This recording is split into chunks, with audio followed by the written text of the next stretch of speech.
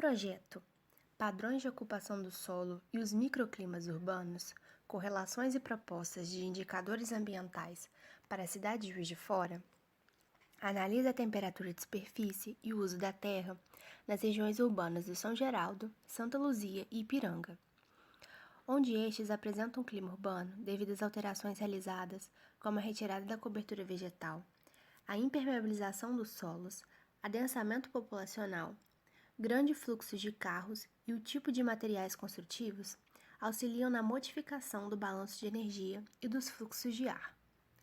Os tipos de uso e ocupação da superfície vão repercutir nos tipos de materiais.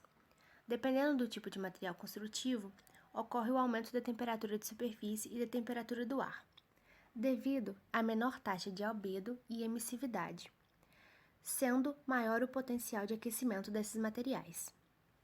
Para a amenização e melhoria da qualidade ambiental, o papel das áreas verdes é muito importante, pois a vegetação possui diversas funções no espaço urbano, como o arrefecimento da temperatura, o controle da poluição do ar, a conservação da água e a redução da erosão, sombreamento, equilíbrio da umidade, melhorando assim a qualidade ambiental das cidades.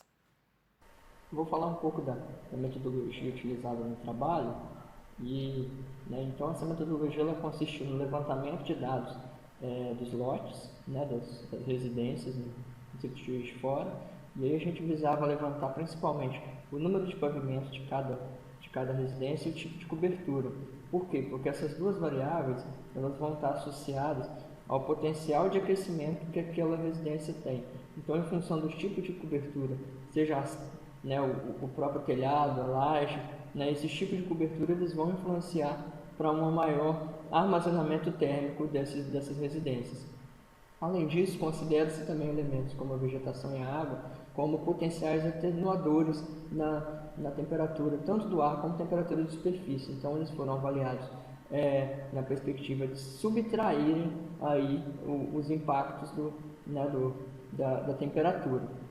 Então, basicamente, o trabalho foi avaliar o potencial de aquecimento de diversas residências, de diversas porções da cidade, para avaliar quais seriam ali os impactos dessas residências na temperatura.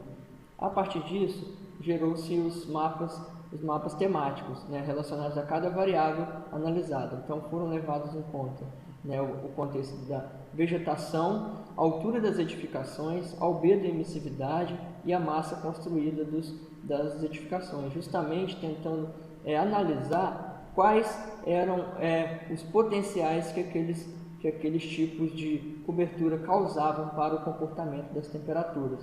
A partir do mapa de potencial térmico, ele foi cruzado com os dados de temperatura de superfície. E esses dados de temperatura de superfície eles foram baixados junto ao site do Serviço Geológico norte-americano e foi posteriormente processado em ambiente ArcGIS, onde foram aplicadas algumas equações para que se chegasse nos resultados de temperatura de superfície em graus Celsius.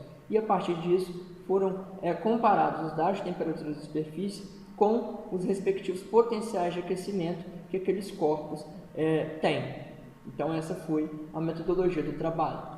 Falando agora um pouco sobre os resultados, como já foi mencionado, foram gerados alguns mapas temáticos, e um desses mapas é o mapa de potencial de aquecimento, que possui as classes referentes ao baixíssimo ao altíssimo potencial de aquecimento.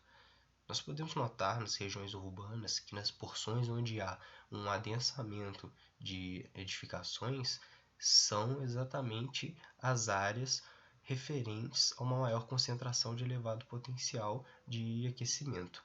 Olhando aqui a região urbana de Santa Luzia, percebemos um predomínio de pixels referentes a médio e alto potencial. No Ipiranga também há um predomínio de médio e alto, mas já conseguimos perceber a influência de áreas de coberturas vegetadas, ali referentes aos pixels de baixíssimo e baixo potencial. Na região de São Geraldo, que comparativamente às outras duas possui uma maior área de áreas verdes, isso aí fica bem evidente espacialmente em função do predomínio de pixels de baixo e baixíssimo potencial. As áreas onde há um os pixels de altíssimo potencial de aquecimento são referentes a áreas de conjuntos habitacionais, edificações mais elevadas e também de áreas de solo exposto.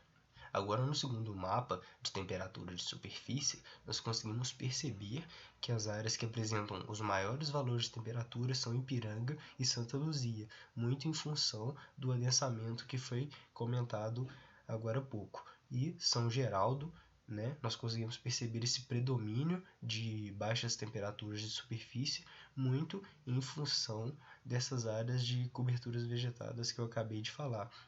Apesar do bairro de São Geraldo também apresentar algumas áreas, né, com temperaturas mais elevadas que são em função do que eu também falei agora há pouco, de edificações, de conjuntos habitacionais e de áreas de solo exposto. E esses foram os resultados.